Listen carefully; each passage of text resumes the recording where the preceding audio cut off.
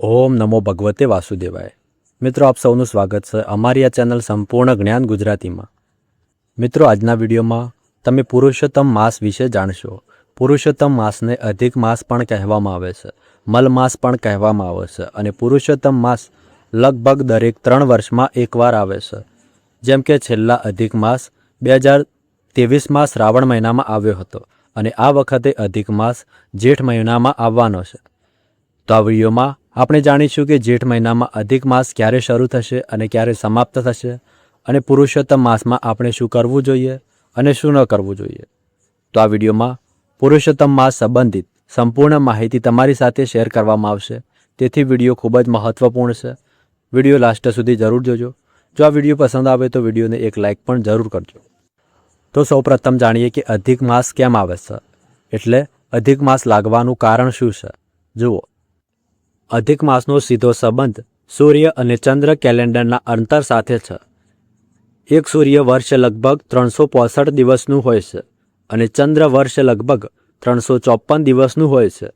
તો આ સૂર્ય કેલેન્ડર અને ચંદ્ર કેલેન્ડર વચ્ચેનો ફરક દર વર્ષે લગભગ 11 દિવસનો રહે છે અને આ અંતર 3 વર્ષમાં લગભગ 32 અથવા 33 દિવસ જેટલું થઈ જાય છે અને તેને સંતુલિત કરવા માટે દર 3 વર્ષમાં એક વધારાનો મહિનો ઉમેરવામાં આવે છે અને તેને જ આપણે અધિક માસ એટલે કે પુરુષોત્તમ માસ અથવા કેટલાક સ્થળોએ મલ માસ પણ કહેવામાં આવે છે। અને આ સમય શુભ કાર્યો માટે વર્જિત માનવામાં આવે છે। શુભ કાર્યો કયા કયા, જેમ કે લગ્ન, મુંડન અથવા ગૃહ પ્રવેશ અથવા ભૂમિપૂજન કરવું, આ બધું મલ માસમાં વર્જિત માનવામાં આવે છે। જેમ કે તમારે જો નવું ઘર બનાવવાનું હોય તો તેનું ભૂમિપૂજન મલ માસમાં ન કરવું જોઈએ। મલ માસ શરૂ થાય તે પહેલાં અથવા તો પછી, એટલે કે મલ માસ પૂરો થાય એના પછી કરી શકો છો। અને જો તમે કોઈ નવો વ્યવસાય શરૂ કરવાનો હોય તો પણ અધિક માસનું ધ્યાન રાખવું જોઈએ। આ સમયમાં કોઈ પણ નવું કાર્ય શરૂ ન કરવું જોઈએ। તો ઘણા બધા શુભ કાર્ય છે જે સમયમાં વર્જિત માનવામાં આવે છે, પરંતુ તેના ઉપરાંત આ સમયમાં જો આપણે કોઈ પણ પૂજાપાઠ કરીએ, શુભ કર્મ કરીએ, જેમ કે દાન કરીએ, ધર્મ કરીએ, તપ કરીએ, તીર્થોમાં સ્નાન કરીએ, અધિક માસનું વ્રત કરીએ, ભગવાન વિષ્ણુના મંત્રોનો જપ કરીએ, વિષ્ણુ સહસ્ત્ર નામનો પાઠ કરીએ અથવા ભગવદ્ ગીતાનો પાઠ કરીએ અથવા કોઈ પુરાણોનો પાઠ કરીએ, કોઈ પણ પૂજા પાઠ, દાન, ધર્મ અથવા પાઠ શરૂ કરીએ જો આપણે આ મહિનામાં, તો તેનું પુણ્ય ફળ હજારો ગણું વધુ મળી રહે છે। તો જે પુરુષોત્તમ માસ હોય છે તે આધ્યાત્મિક ઉન્નતિ માટે સર્વોત્તમ છે, સર્વશ્રેષ્ઠ છે। આ સમય ભગવાનની સેવા અને શરણમાં પસાર કરવાનો સૌથી ઉત્તમ સમય છે। હવે વાત કરીએ કે આ મહિનો ક્યારે શરૂ થાય છે। જુઓ, અધિક માસનો પ્રારંભ 17 મે 2026થી શરૂ થઈ રહ્યો છે અને તેનું સમાપન 15 જૂન 2026એ થશે। તો આ સમય લગભગ 1 મહિનાનો છે। આ સમયમાં કોઈ નવું કાર્ય શરૂ ન કરવું જોઈએ, પરંતુ જો તમે પૂજાપાઠ કરો છો, મલ માસનું વ્રત કરો છો તો તે ખૂબ શ્રેષ્ઠ છે। હવે વાત કરીએ કેટલાક ખાસ પ્રશ્નોની, જેમ કે ઘણા ભક્તો પૂછે છે કે શું આપણે મલ માસમાં કોઈ વ્રત શરૂ કરી શકીએ। જુઓ, મલ માસમાં સામાન્ય રીતે કોઈ નવું વ્રત અથવા નવું કાર્ય શરૂ ન કરવું જોઈએ। જેમ કે જો તમે કોઈ દિવસનું વ્રત શરૂ કરવાનું હોય, જેમ કે સોમવાર, ગુરુવાર અથવા શુક્રવારનું વ્રત, તો તે અધિક માસમાં શરૂ કરવું નહીં। પરંતુ જો તમે મલ માસનું એટલે કે અધિક માસનું વ્રત કરવું હોય તો તે તમે કરી શકો છો। જેમ કે આખા અધિક માસનું ઘણા ભક્તો વ્રત રાખે છે, તે ખૂબ જ શ્રેષ્ઠ માનવામાં આવે છે। કહેવાય છે કે કાર્તિક માસના સ્નાન અને વ્રતથી જેટલું પુણ્ય નથી મળતું એટલું પુરુષોત્તમ માસમાં વ્રત અને તીર્થ સ્થાનથી મળે છે। તો જો તમે અધિક માસનું વ્રત કરો છો તો જરૂર કરી શકો છો। ઉપરાંત જો તમે આખા મહિનાનું વ્રત ન કરી શકો તો આ મહિનાની ખાસ તિથિઓ, જેમ કે એકાદશી, ત્રયોદશી, દુર્ગા અષ્ટમી, ચતુર્થી જેવી તિથિઓનું વ્રત કરી શકો છો। બસ એટલું ધ્યાન રાખવાનું છે કે આ વ્રત આપણે હંમેશા માટે શરૂ નથી કરવાનું। માત્ર મલ માસની કેટલીક વિશેષ તિથિઓમાં વ્રત રાખીને એ જ દિવસે દાન દક્ષિણા આપીને વ્રતનું ઉજવણું કરી દેવું જોઈએ। તો જો તમે કોઈ પણ એકાદશીનું વ્રત નથી કરતા તો પણ તમે મલ માસમાં આવતી બંને પક્ષોની 2 એકાદશીનું વ્રત કરી શકો છો।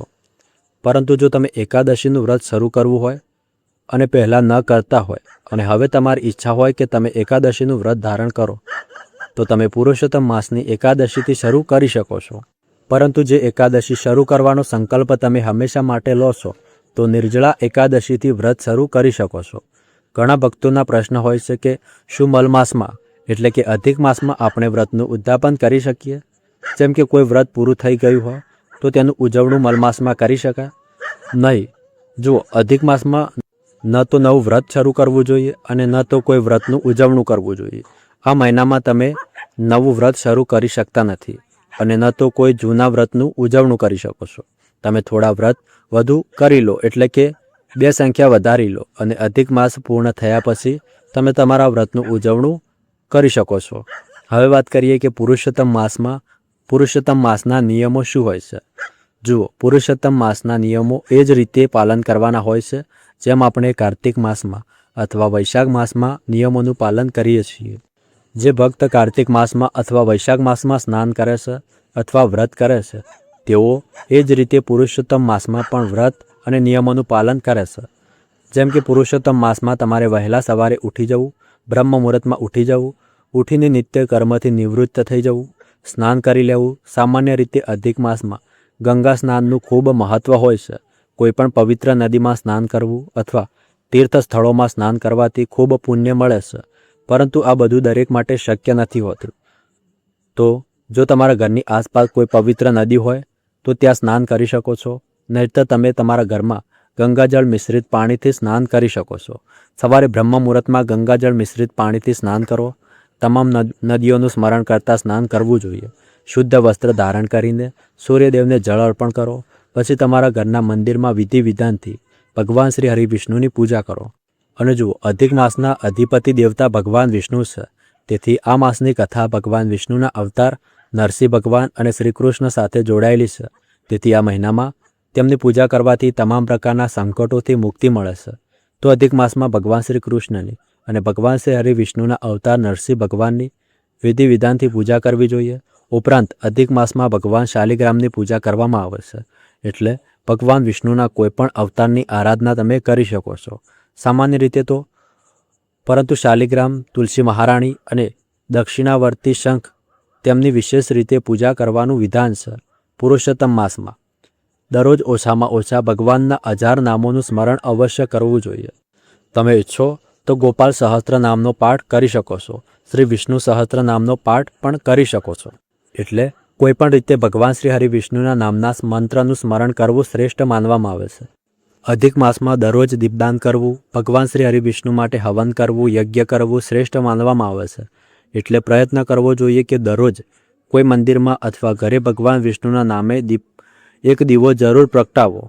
તુલસી પાસે દીપદાન જરૂર કરવું. શાલિગ્રામ પાસે દીપદાન કરી શકો છો. ભગવાન શિવનું કોઈ મંદિર હોય તો ત્યાં પણ દીપદાન કરી શકો છો. ઉપરાંત અધિક માસમાં વ્રત કરવાનું વિધાન શાસ્ત્રોમાં જણાવવામાં આવ્યું છે. પુરાણોના અનુસાર જે મનુષ્ય અધિક માસનું વ્રત ધારણ કરે છે તેને તમામ પ્રકારના કાયિક, વાચિક, માનસિક પાપ કર્મોથી મુક્તિ મળી જાય છે અને કોઈપણ પ્રકારની મુશ્કેલીમાંથી મુક્તિ મળી જાય છે.